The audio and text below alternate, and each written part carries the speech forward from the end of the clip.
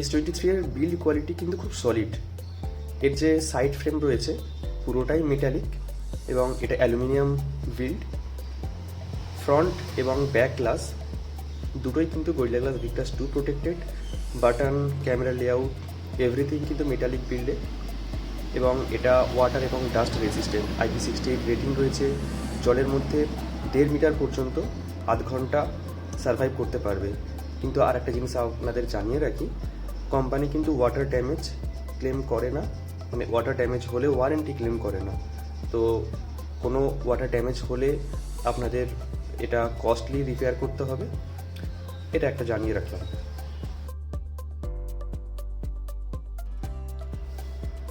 S23-তে dynamic AMOLED 2x display use হয়েছে এবং এই ডিসপ্লেটা 120 হার্টজের রিফ্রেশ সাপোর্ট করে। HDR10+ রয়েছে এবং 1200 নিটস ব্রাইটনেস এবং পিক ব্রাইটনেস যেটা সেটা 1750 নিটস। তবে এই ডিসপ্লেতে HDR10+ তো রয়েইছে, তবে ডলবি ভিশনের কোনো সাপোর্ট নেই, যেটা S24-এ আছে এবং আইফোনেও থেকে থাকে। তো আপনারা যারা ডলবি ভিশন কখনো ইউজ করেননি আপনারা বুঝতে পারবেন না। তো আমরা যারা সাধারণ ইউজার আমরা ডলবি ভিশন কন্টেন্ট খুব একটা দেখিও না, তো এটা এমন কিছু ম্যাটার করে না। কিন্তু ইউটিউবে 4K 60 FPS সাপোর্ট করে। একটা ভিডিও প্লেব্যাক করে আপনাদের দেখিয়ে দিই।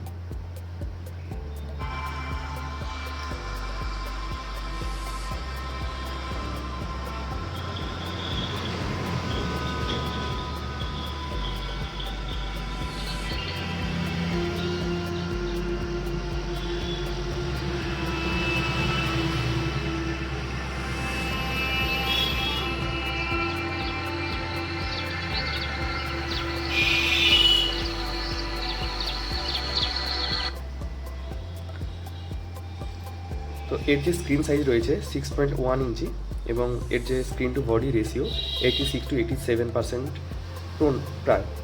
আর এর যে চিন এটা কিন্তু সিমেট্রিক্যাল চিন, সাইড থেকে খুবই পাতলা এবং এর যে রেজলিউশন 1080x2340 পিক্সেলস আর পিক্সেল ডেন্সিটি 425।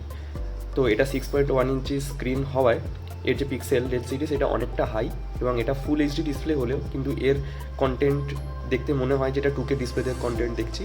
এবং গরিলা গ্লাস ভিক্টাস 2 এর প্রোটেকশন তো রয়েছে আর অলওয়েজ অন ডিসপ্লের ফিচার অ্যামোলেড ডিসপ্লেতে থেকেই থাকে।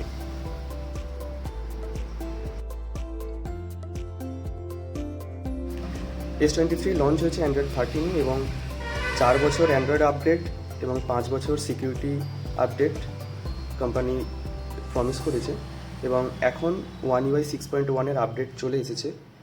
আমি আপনাদের দেখিয়ে দিই। সফটওয়্যার ইনফরমেশানে One UI ভার্সন 6.1 এবং অ্যান্ড্রয়েড ভার্সন 14 এবং অ্যান্ড্রয়েড সিকিউরিটি প্যাচ লেটেস্ট 1 সেপ্টেম্বর। এখন রিসেন্ট অক্টোবর এসেছে, তো অক্টোবরের যে আপডেটটা সেটা ওই 1 সপ্তাহের মধ্যেই চলে আসে। আমি যা দেখেছি স্যামসাংয়ের আপডেট পলিসি খুব তাড়াতাড়ি দিয়ে দেয়।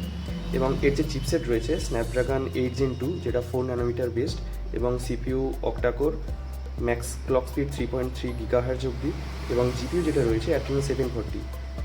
তো আমি যা ইউটিলাইজ করেছি তো তাতে আমার মনে হয়েছে এটা খুব পাওয়ারফুল একটা প্রসেসর। অ্যাপ ওপেনিং এবং ক্লোজিং, অ্যাপ সুইচিং, মাল্টিটাস্কিং কোনো কিছুতেই কোনো ল্যাগ জিটার নেই এবং গেমিংও খুব ভালো হয়ে যায়। তো 2024-এ এসেও আমার মনে হয় না এটা খুব একটা ব্যাকডেটেড ফোন। তো তোমরা খুব অনায়াসে এই ফোনটাকে পারচেস করতে পারো। আমি 2024-এ বিগ ডিলে ফোনটাকে পারচেস করেছি।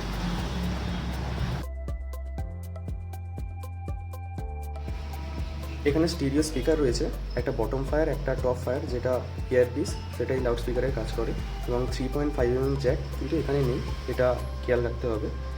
আর এটা হচ্ছে টিউন বাই AKG এবং সাউন্ড কোয়ালিটি আমি একটু শুনিয়ে দিচ্ছি।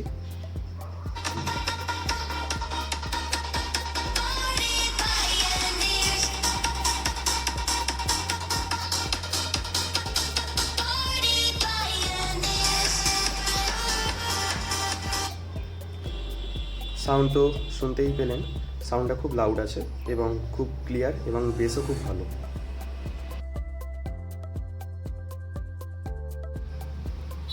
স্টোরেজের এখানে 3টে ভেরিয়েন্ট রয়েছে। RAM single type 8GB RAM DDR5 এবং যে স্টোরেজ রয়েছে ইন্টারনাল স্টোরেজ সেটা 3টে ভেরিয়েন্ট 128GB, 256GB এবং 512GB। 512GBটা কোম্পানি ডিসকন্টিনিউ করে দিয়েছে, তো এখন অফারে অ্যাভেলেবেল আছে 128GB এবং 256GB। তবে একটা জিনিস জানিয়ে রাখি, 128 জিবি যে ভেরিয়েন্টটা আছে সেটা কিন্তু ইউএফএস 3.1 এবং 256 জিবি যেটা সেটা ইউএফএস 4.0। আমি 256 জিবি পারচেস করেছি। তো 256 জিবি নেওয়ার যে অ্যাডভান্টেজটা ইউএফএস 4.0 পেয়ে যাচ্ছি, তো সেটার কারণে মানে ফাইলের রিড রাইট স্পিডটা অনেকটা বেশি পাওয়া যায় এবং অ্যাপের ওপেনিং এবং ক্লোজিং স্পিডটা অনেকটা বেটার হয়। তো আমার রিকমেন্ড 256 জিবিটাই নেওয়া, কারণ 128 জিবিটা এমনিতেও অনেক কম স্টোরেজ হয়ে যায়, কারণ এখনকার ক্যামেরা অনেক হাই কোয়ালিটি, ছবির এবং ভিডিওর সাইজ অনেক বেশি হয়ে যায়, তো খুব তাড়াতাড়ি স্টোরেজ ভর্তি হয়ে যায়।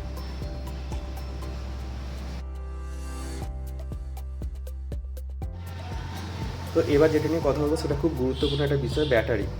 তো এই ফোনের যে ব্যাটারি রয়েছে সেটা 3900 mAh এবং এর যে চার্জিং স্পিড সেটা হচ্ছে 25 ওয়াট ওয়্যার্ড, যেটা পিডি চার্জার সাপোর্ট করে 3.0, এবং কোম্পানি ক্লেম করে যে আধা ঘন্টার মধ্যে 50% হয়ে যাবে। তো আমার যা ইউজ কেস আমি দেখেছি, তো ফুল চার্জ হতে 1 ঘন্টা 10 মিনিট থেকে 1 ঘন্টা 20 মিনিট পর্যন্ত লেগে যায়। এবং এটার আর একটা ফিচার রয়েছে, 15 ওয়াট ওয়্যারলেস চার্জিং সাপোর্ট করে এবং 4.5 ওয়াট রিভার্স ওয়্যারলেস চার্জিংও সাপোর্ট। এবং এর যে টাইপ সি পোর্ট রয়েছে এটা কিন্তু 3.2 Gen 1, এটা কিন্তু ফাস্ট আউটপুট দিতে পারে এবং এইচডিএমআই আউটপুটও রয়েছে এর মধ্যে।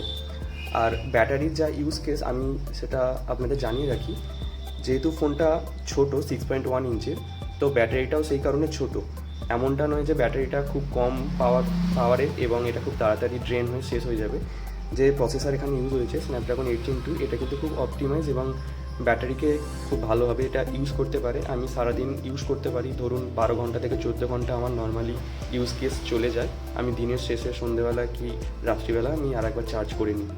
তো আমার মনে হয় না ব্যাটারিটা খুব একটা ডিসঅ্যাপয়েন্ট করবে, কিন্তু আপনাদের যদি মনে হয় আপনারা এই অফারেতেই একটা পাওয়ার ব্যাঙ্কে নিয়ে নিতে পারেন 10,000-এর, যেটা 1000 টাকা কি 1200 টাকা পড়বে। সেটা একটা প্লাস পয়েন্ট হয়ে যাবে যদি বাইরে কোথাও ট্র্যাভেল করে, তো এই পাওয়ার ব্যাঙ্ক থেকে খুব অনায়াসেই ফোনটাকে চার্জ করে নিতে পারবেন 2 বার থেকে 3 বার।